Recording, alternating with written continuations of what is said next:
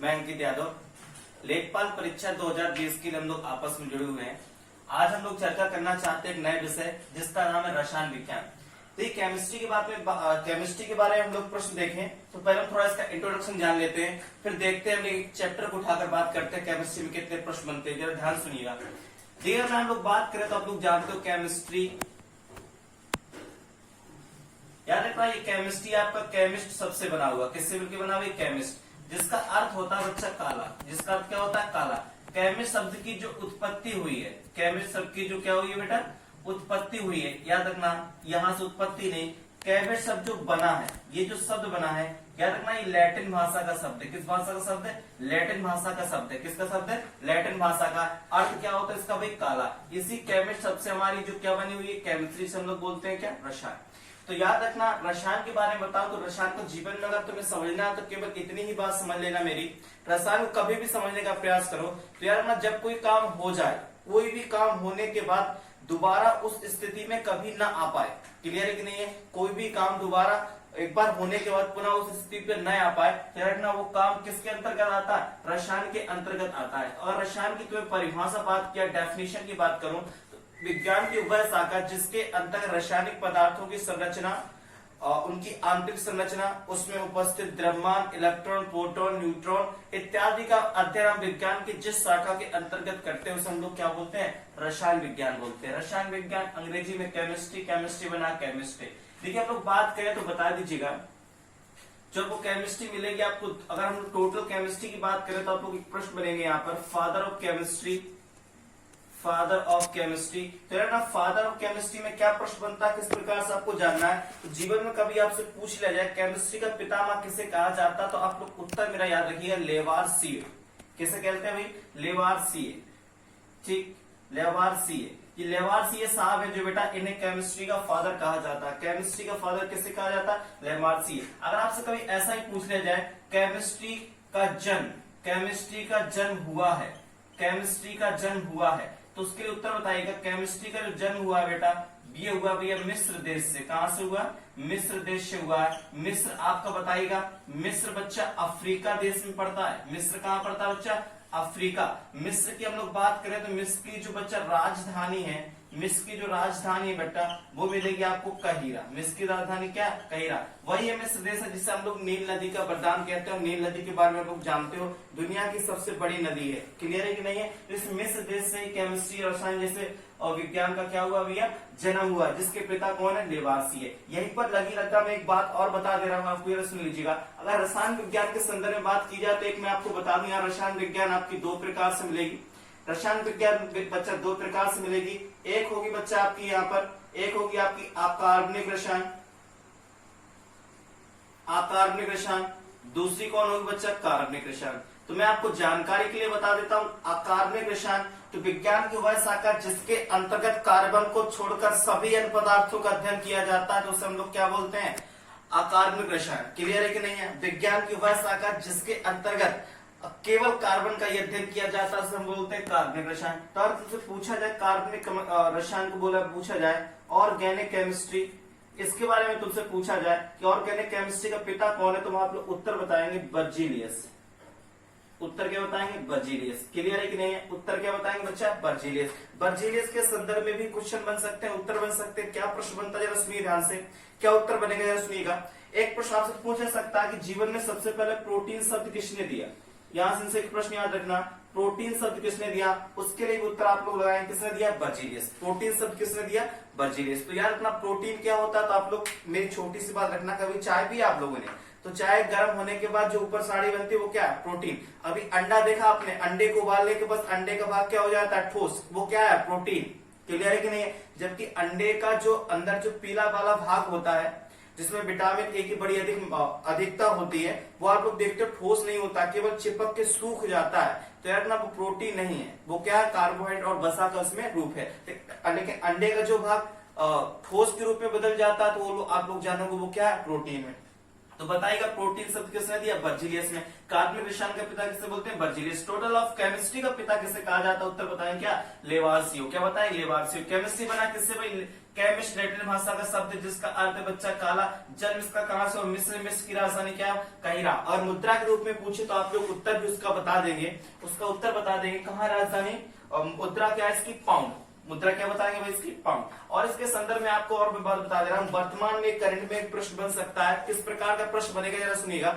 आप लोगों ने नाम सुना होगा सुएज नहर का। जो सुएज कैनाल है ना बेटा, इसी देश का उस पर अधिकार है, व्यापारिक रूप से अधिकार किस देश का भाई? मिस्र का। कर्नल नील या कर्नल नील यही के मिस्र के निवासी थे जिन्होंने सुएज नहर को बनवाया।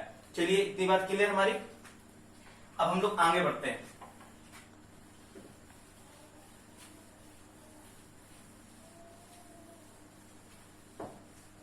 तो बच्चा देखा जाए रसायन विज्ञान में देखा जाए तो मैं आपको टोटल बता दे रहा हूं। हमको रसायन विज्ञान के अंतर्गत हम लोग आज बात करना चाहते हैं इनऑर्गेनिक केमिस्ट्री।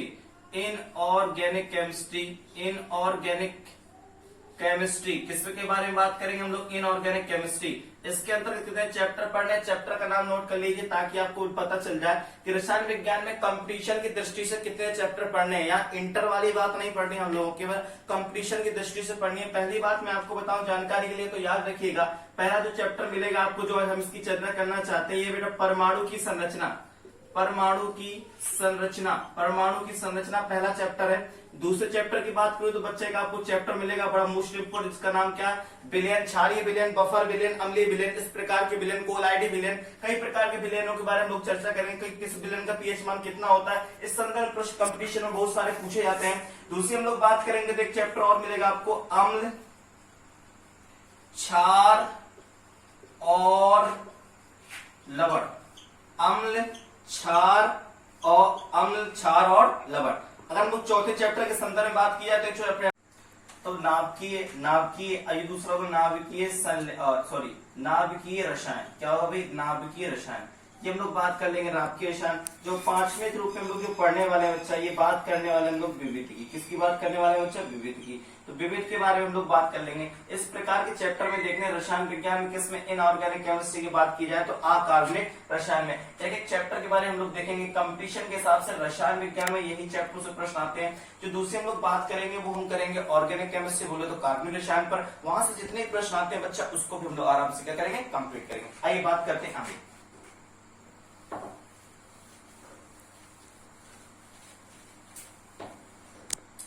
देखिए अगर हम चैप्टर की बात करें, हम लोग आज जो अध्याय देखना चाहते हैं, अध्याय कौन है बेटा? तो बताइएगा। आज हम लोग बात करना चाहते हैं परमाणु की संरचना। अगर हम लोग परमाणु की संरचना के संदर्भ में बात करें तो पहले हमें समझना इंपॉर्टेंट होगा कि वास्तव में परमाणु क्या होता है। ठीक, परमाणु क्या होता है? तो बताइए परमाणु क्या होता है। हम आपको जानकारी के लिए बता दें, परमाणु के संदर्भ में जो सबसे पहले जो खोज हुई थी, सबसे पहले खोज या हम लोग कह सकते हैं, अगर आपसे पूछा जाए परमाणु शब्द किसने दिया? परमाणु बोला जाए तो एटम। ठीक, एटम। क्लियर है कि नहीं है? तो परमाणु शब्द पूछा है, खोज पूछा है, तो इसके लिए आप उत्तर बताइएगा। डाल्टन ने दिया। किसने दिया? डाल्टन। परमाणु किसने दिया भाई? डाल्टन ने दिया। दूसरी बात मैं आपको बता दूं, परमाणु कहा जाए तो किसी भी कण का सबसे छोटा हिस्सा जो स्वतंत्र नहीं रह सकता लेकिन रासायनिक अभिक्रिया में क्या कर सकता? भागीदारी करेगा, उसे हम लोग क्या बोलेंगे? परमाणु। दूसरी बात हम कर सकते हैं, एटम शब्द की बात तो डाल्टन ने दी। तो बताइए डाल्टन, तो डाल्टन बता दीजिए। डाल्टन बच्चा निवासी थे कहाँ के? उत्तर बताइएगा इंग्लैंड के निवासी थे। इंग्लैंड की अगर राजधानी के बारे में बात की जाए तो बता दी इसकी राजधानी जो क्या है भाई? लंदन। क्या है भाई? लंदन। लंदन के बारे में बता दी कि लंदन बेटा यूरोप का सबसे बड़ा शहर है। ये लंदन क्या है? यूरोप का सबसे बड़ा शहर। इसकी मुद्रा भी आपको क्या मिलने वाली है? आप उत्तर बता दें क्या मिलेगी इसकी उत्तर मुद्रा? पाउंड। क्लियर है कि नहीं है? क्लियर है? इतनी बात क्लियर है कि नहीं है? लंदन पूछा जाए आपसे तो बताइए लंदन टेम्स नदी किनारे बसा हुआ। किस नदी किनारे बसा हुआ? टेम्स नदी किनारे बसा हुआ लंदन। किसके किनारे बसा हुआ? टेम्स नदी किनारे लंदन बसा हुआ। यूरोप का सबसे बड़ा शहर है। मुद्रा इसकी इंग्लैंड की क्या है? पाउंड। राजधानी क्या है इसकी? लंदन। डाल्टन यहीं का निवासी था, इंग्लैंड का निवासी था, जिसने सबसे पहले किसकी खोज की थी? परमाणु की। परमाणु शब्द दिया था, किसने दिया? सबसे पहले डाल्टन ने। ये बात क्लियर है। अब परमाणु को आगे समझने के लिए हमें कई प्रकार के वैज्ञानिकों के साथ होकर गुजरना पड़ेगा, क्योंकि परमाणु में कई प्रकार के मॉडल आए। देखिए जरा किस प्रकार के मॉडल की बात करेंगे हम लोग परमाणु के संदर्भ में। ठीक है, हम लोग सबसे पहले बात करते हैं, चर्चा करना चाहते हैं, ध्यान से देखिएगा। जो सबसे पहले हमें यहाँ पे बात करनी है तो हम आपको जानकारी के लिए बता दें, सबसे पहले आपको पढ़ना होगा यहाँ थॉमसन का परमाणु मॉडल। थॉमसन का परमाणु मॉडल यार ना, थॉमसन साहब या टॉमसन साहब आप लोग पढ़ते हैं, उनके परमाणु मॉडल के बारे में अगर बात की जाए तो केवल इतनी बात आप लोग याद रखेंगे। थॉमसन साहब ने परमाणु के बारे में बताया, उन्होंने कहा कि परमाणु की जो संरचना है, इनके अनुसार परमाणु की जो संरचना है, परमाणु की संरचना की बात की जाए तो इनकी संरचना तरबूज जैसी है। कैसी है भाई? तरबूज जैसी। कैसी बताई भाई? तरबूज जैसी। उसने कहा इसमें तरबूज जैसी कैसे? इसने कहा जिस प्रकार किसी तरबूज में बीज धसे होते हैं, उसी प्रकार से परमाणु में इलेक्ट्रॉन धसे होते हैं और इलेक्ट्रॉन पर ऋण आवेश होता है। ठीक है, कैसा होता है? ऋणावेश होता है। क्या होता है? ऋणावेश। याद रखना, ऋणावेश का मतलब ये ऋणावेश की प्रकृति है। क्लियर है कि नहीं है? एक संदर्भ में बात बता दे रहा हूं, अभी तक किसी भी मास्टर से आप कभी पूछ लीजिए, मास्टर की बात नहीं कर रहा, किसी से भी उत्तर करना। अगर आप पूछोगे कि इलेक्ट्रॉन पर कितना आवेश होता है, बोलेगा इलेक्ट्रॉन पर माइनस का 1.6 गुणा 10 की घात -19 ऋणावेश होता है। तो गलत बात है, उस पर ऋणावेश नहीं होता। याद रखना, मेरी बात को सुनना, इलेक्ट्रॉन पर कोई भी ऋणावेश नहीं होता। जो उस पर जो आवेश होता है वो आवेश की प्रकृति ऋणावेशित होती है, इलेक्ट्रॉन का आवेश ऋणावेशित नहीं होता। क्योंकि एक बात रखना, जानकारी के लिए मैं बता दे रहा हूं तुम्हें, यहाँ पर मेरी बात याद रखना। क्या बात बता रहा हूं मैं यहाँ पर कि आवेश दो प्रकार के होते हैं, आप लोग जानते हो। आवेश कितने प्रकार के होते हैं? दो प्रकार के होते हैं, एक धनावेश और एक ऋणावेश। तो याद रखना, धनावेश का मतलब, कहने का मतलब है, अगर मैं धनावेश के बारे में बात करूं तो जैसे मैं यहाँ पे जीरो में कर दूं तो यहाँ पर ऊपर जाएगा धनावेश, नीचे जाएगा तो क्या होगा? ऋणावेश। क्लियर? ये ऋणावेश, ये क्या हो गया? धनावेश। तो याद रखना, इलेक्ट्रॉन का जो आवेश है वो कहाँ जाता है? ऊपर। लेकिन उसकी जो प्रकृति है, क्योंकि आवेश के ही दो प्रकार होते हैं, धनावेश और ऋणावेश। क्लियर है कि नहीं है? बात समझ गए होंगे।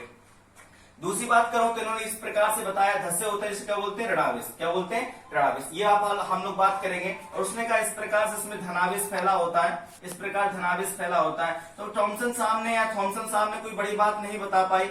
ठीक है, तरबूज मॉडल, इन्होंने अपने मॉडल को तरबूज मॉडल कहा, लेकिन कुछ बड़ा निष्कर्ष नहीं निकाला। लेकिन उस जमाने की दुनिया में बड़ी बात होती थी, अगर कोई व्यक्ति एक बात कहे तो उस व्यक्ति की बात सिद्ध हो जाया करती थी। तो उसी प्रकार से बढ़े। लेकिन हमारे सामने जो अगला व्यक्ति आता है जिसने सबसे ज्यादा हमें परमाणु के बारे में बताया, तो उन व्यक्तियों के बारे में हम लोग बात कर ले। थॉमसन का परमाणु मॉडल कुछ ज्यादा सफल नहीं हुआ, केवल इलेक्ट्रॉन तक सीमित था, और इसे हम लोग तरबूज मॉडल के नाम से भी जानते हैं।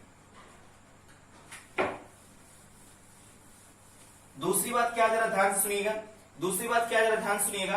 अगर हम लोग बात करें यहाँ पर रदरफोर्ड का परमाणु मॉडल, रदरफोर्ड परमाणु मॉडल क्या करते हैं? तो याद रखना, इन्होंने सबसे पहले एक सोने की पतली पन्नी ली, सोने की सबसे पतली पन्नी ली। सोने की पतली पन्नी इतनी याद रखिएगा सर, कितनी पन्नी ली तो बता दीजिएगा। इतनी पतली पन्नी ली कि आप लोग परमाणु को अपनी नंगी आंखों से नहीं देख सकते हो, और वो पतली पन्नी में केवल 2 ही परमाणु की परत थी। इतना भी मैं आपको जानकारी, इतनी पतली पन्नी थी। क्योंकि सोने को पतली पन्नी क्यों ली? क्योंकि सोने संबंध आप एक प्रश्न जानते हो, सोना आप लोग प्रश्न जानते हो, ये सोने संबंध आप प्रश्न जानते हो। प्रश्न ये जानते हो कि सोना एक ऐसी धातु है जिसमें सबसे अधिक तन्यता की क्षमता पाई जाती है। तन्यता का सीधा सीधा जो अर्थ होता है उसको भी समझ लीजिए। जब किसी वस्तु को बहुत ज्यादा पीटा जाता है, जो वस्तु जितनी ज्यादा फैलेगी उसमें उतनी क्या होगी? तन्यता। तो हम लोग ये बात की थी सोना की, तो सोने की पन्नी ले ली बच्चा। सोने की पन्नी लेने के बाद कम से कम यहाँ पर कम से कम 20,000 की संख्या में उसने क्या किया? अल्फा कण फेंके। 20,000 की संख्या में अल्फा कण फेंके, और उसने देखा कई अल्फा कण सीधे गुजर गए। कई अल्फा कण कहाँ जा रहे हैं भैया? सीधे जा रहे हैं, इस प्रकार से। तो उन्होंने इस प्रकार से कहा कई अल्फा कण कैसे आ रहे हैं? सीधे जा रहे हैं। तो यहाँ पर निष्कर्ष निकाला कि परमाणु का जो अधिकांश भाग है वो कैसा है भाई? खोखला। क्लियर है कि नहीं है? परमाणु का जो अधिकांश भाग है बच्चा वो कैसा है? खोखला। अकॉर्डिंग टू किसके अनुसार? रदरफोर्ड साहब के अनुसार। दूसरा क्या किया? उसने कुछ इलेक्ट्रॉन इस प्रकार से गए और जाकर उसी वापस आ गए। उसने कहा परमाणु का कुछ भाग कैसा है? ठोस है। कुछ अल्फा कण जाकर अपनी रास्ता से विचलित हो गए, कुछ अल्फा कण जाकर अपनी रास्ता से क्या हो जाते हैं? विचलित हो जाते हैं। तो अल्फा कण पर धनावेश होता है, और यहाँ पर याद रखना कैसा आवेश होगा?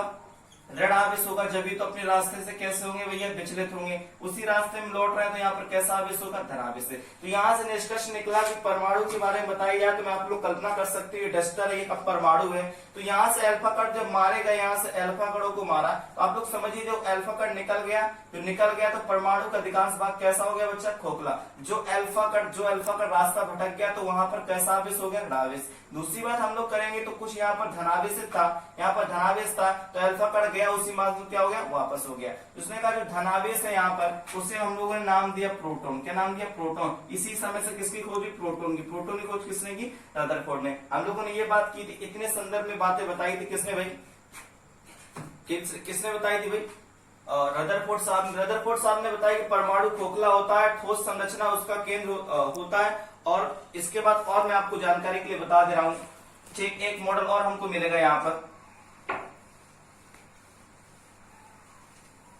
एक मॉडल और हमें मिलने वाला है यहाँ पर पढ़ने के लिए। ये मिलेगा हमें बोर का मॉडल। तो बोर के मॉडल में क्या क्या बात थी, तो यार मुझे बताइएगा एक बात बताइएगा कि रदरफोर्ड साहब ने बता दिया, रदरफोर्ड साहब ने बता दिया कि इसके जो केंद्र में प्रोटॉन है, प्रोटॉन कैसे धनावेश, और चारों ओर इलेक्ट्रॉन क्या लगा रहे हैं, चक्कर। ये बात भी बता दी किसने, रदरफोर्ड साहब ने। तो उन्होंने कहा कि अगर इलेक्ट्रॉन चक्कर लगा रहे हैं तो एक दिन का आवेश खत्म हो जाएगा। आवेश खत्म हो जाएगा तो इलेक्ट्रॉन कहाँ गिर जाएगा, प्रोटॉन पर गिर जाएगा। इसके मतलब परमाणु क्या हो जाएगा, नष्ट। इस प्रकार की पुष्टि नहीं हो सकी, इसलिए इनका भी मॉडल कैसा हुआ, असफल हुआ। जो इनका वास्तविक मॉडल जो आता है जरा उसके बारे में ध्यान सुनिएगा। तो बोर साहब ने कहा कि देखिए ये एक परमाणु है, इसका जो केंद्र है, केंद्र पर कौन स्थित, प्रोटॉन, ये इलेक्ट्रॉन, ये इलेक्ट्रॉन, इलेक्ट्रॉन, इलेक्ट्रॉन, इलेक्ट्रॉन। उसने कहा जो इलेक्ट्रॉन जो चक्कर लगा रहे हैं, इलेक्ट्रॉन जो क्या कर रहे हैं, चक्कर लगा रहे हैं। बच्चे एक निश्चित कक्षा में चक्कर लगा रहे हैं, निश्चित कक्षा में चक्कर लगा रहे हैं, निश्चित कक्षा में चक्कर लगा रहे हैं, यार अपना निश्चित कक्षा में चक्कर लगा रहे हैं। तो निश्चित कक्षा में चक्कर लगाने के कारण क्या हुए भैया, सदे हुए। ये पहली बार बता दी बोर ने। अब बोर ने जब ये बात बताई तो रदरफोर्ड से ये बात कैसे निकली, अच्छी निकली। तो रदरफोर्ड से इनका मॉडल कैसा हुआ, ज्यादा हुआ। उसने कहा भाई प्रोटॉन और इसके साथ साथ यहाँ पर कौन होगा भाई, न्यूट्रॉन होगा। ये बात भी उन्होंने बता दी। दूसरी बात और मैं आपको इसके संदर्भ में बता दे रहा हूँ, जरा ध्यान से सुनिएगा। उन्होंने कहा जो परमाणु की त्रिज्या है, रेडियस, परमाणु की जो त्रिज्या है, परमाणु त्रिज्या उसने कहा 10⁻⁻10, कहने का मतलब एंगस्ट्रॉम। जबकि उसने कहा जो नाभिक की त्रिज्या, किसकी बात करेंगे, नाभिक की, जो नाभिक की त्रिज्या है, इसने कहा नाभिक की त्रिज्या 10⁻⁻15। कभी भी बच्चा 10⁻⁻15 लिखा तो उसे पढ़ लीजिएगा, उसे हम लोग क्या नाम देते हैं, फर्मी। जब भी 10⁻⁻15 हो तो क्या नाम देते हैं, फर्मी। कभी भी 10⁻⁻15 तो क्या नाम देते हैं, फर्मी। और इसे हम लोग नाम क्या देंगे, एंगस्ट्रॉम। ये बात बताई हमारी किसने, बोर साहब ने। तो ये छोटी छोटी सी बात याद रखना है, एक निश्चित कक्षा में इलेक्ट्रॉन चक्कर लगाते, किसकी बात है तो बताना बोर की बात है। ये छोटी छोटी सी बात में इंट्रोडक्शन दे रहा था, ये लोग बात कर रहे थे। अब हम लोग बात करेंगे परमाणु में उपस्थित इलेक्ट्रॉन, प्रोटॉन और न्यूट्रॉन की। आइए बात करते हैं।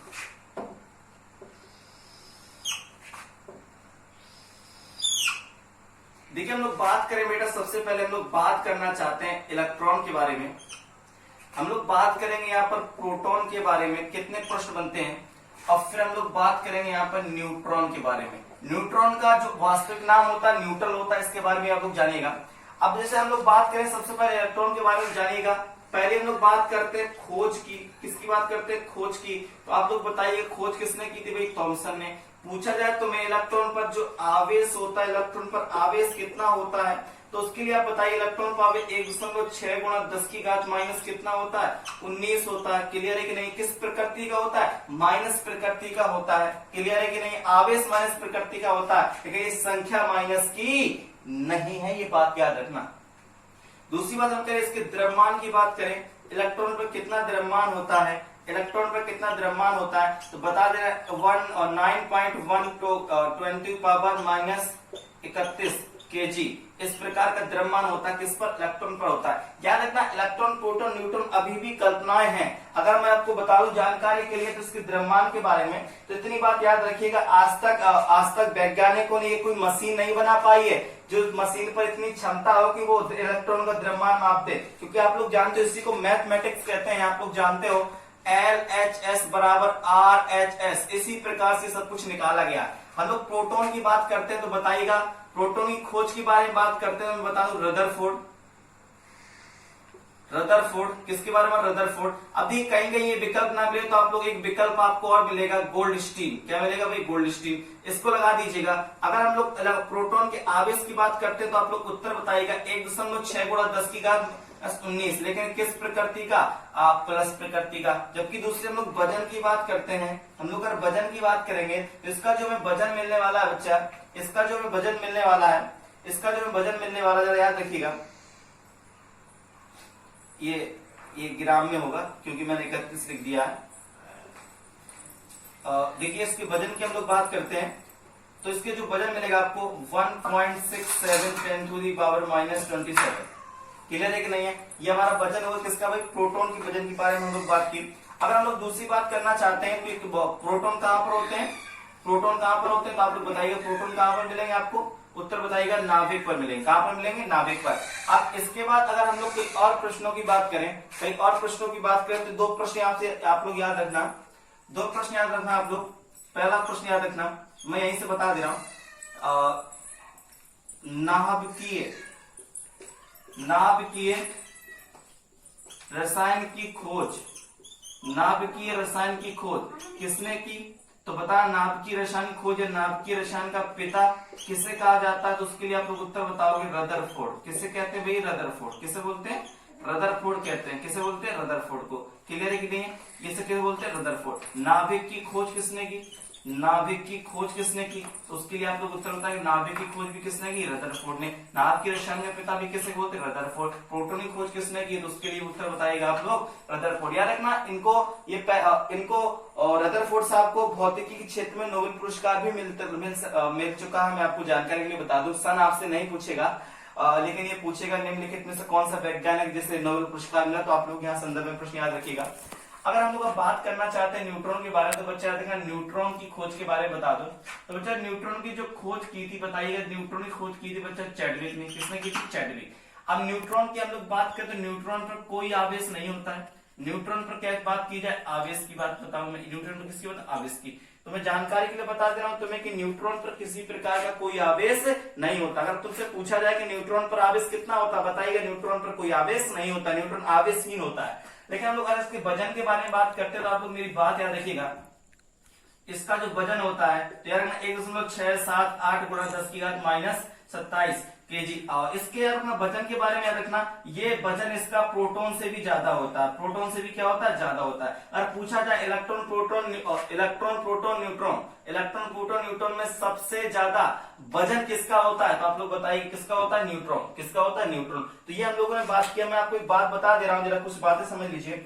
ठीक, ये हम लोग बात की खोज थॉमसन ने की आवेश 1.6 द्रव्यमान 9.1 हम लोग प्रोटॉन की बात करें, प्रोटॉन खोज किसने की? रदरफोर्ड ने। गोल्डस्टीन हमने कहा कभी विकल्प में, आप कभी भी विकल्प में गोल्डस्टीन मिल जाए तो आप लोग बता सकते हो। ये हम लोग आवेश की बात की।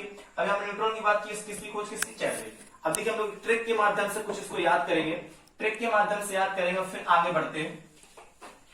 तो आप लोग को ट्रिक को मैं बता दे रहा हूं, आप लोग अपनी कॉपी पर नोट कर लीजिएगा, फिर लिख लीजिएगा। देखिए मैं आपको ट्रिक बताऊं, ईंट पर नाच। तो याद रखिएगा, ई से हो गया भैया इलेक्ट्रॉन, ई से क्या हो गया? इलेक्ट्रॉन। इलेक्ट्रॉन की खोज किसने की? थॉमसन ने की। ई से इलेक्ट्रॉन, इलेक्ट्रॉन की खोज किसने? थॉमसन ने। पास से हो गया बेटा प्रोटॉन, प्रोटॉन की खोज किसने? रदरफोर्ड ने। प्रोटॉन की खोज किसने? रदरफोर्ड ने। अगर आपसे पूछा जाए ना से न्यूट्रॉन, न्यूट्रॉन की खोज किसने? चैडविक ने। तो आप लोग याद रखेंगे ईंट पर नाच या फिर ट्रिक थी, ईंट पर नाच क्या थी? ट्रिक थी। अब अगर हम लोग दूसरी बात करेंगे यहाँ पर, तो कुछ प्रश्नों पर हम लोग बात कर लेते हैं, जैसे हम आपको बता दें। तो आप लोग बात करेंगे, आपको दो चीज मैं समझा दे रहा हूं और आगे चर्चा हम लोग अगली क्लास में करेंगे। दो चीज बता दे रहा हूं मैं आपको। एक चीज बता दे रहा हूं आपको परमाणु क्रमांक और दूसरा परमाणु भार। देखिए मैं लिख दिया यहां पर कार्बन से 14। अगर कार्बन से 14 की हम लोग बात करें तो ये जो 6 है ना बेटा, ये क्या है? परमाणु क्रमांक। ये क्या है भाई? परमाणु क्रमांक।